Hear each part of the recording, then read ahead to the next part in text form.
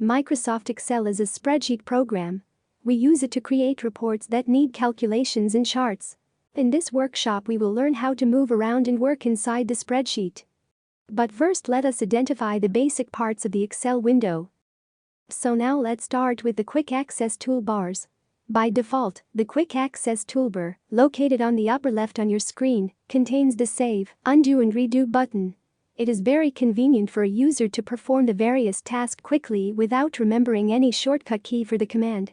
So, if you want to print any document, instead of going through File Print, you can directly click the Print button from Quick Access toolbar in Excel and get the document printed. Next is the Ribbon tabs. Ribbon contains groups of commands loosely related to a central task. And one of this is the Home tab. This tab contains commands for common actions such as formatting, copying, pasting, inserting, and deleting columns and rows. Next is the Insert tab. This tab contains commands that enable you to insert objects such as charts and shapes into your spreadsheets. Next is the Page Layout tab. This tab holds all the commands that enable you to determine how your spreadsheet looks, both on screen and when printed. These commands control options such as theme colors, page margins, and print area. Next is the Formulas tab. This tab holds all the commands that help define, control, and audit Excel formulas.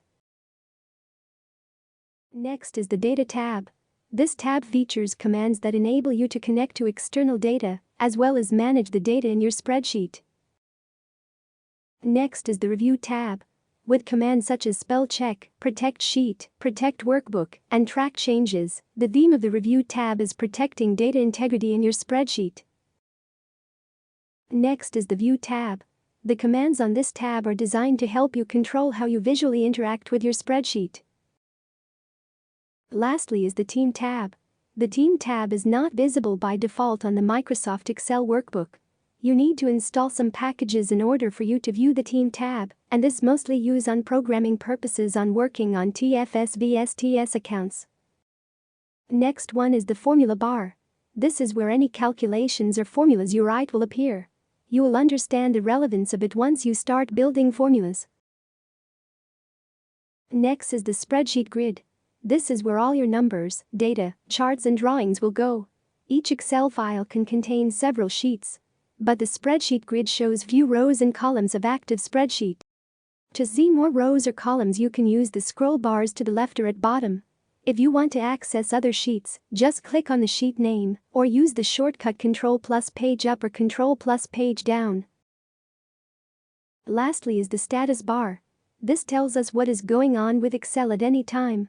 You can tell if Excel is busy calculating a formula, creating a pivot report or recording a macro by just looking at the status bar. The status bar also shows quick summaries of selected cells, count, sum, average, minimum or maximum values. You can change this by right-clicking on it and choosing which summaries to show.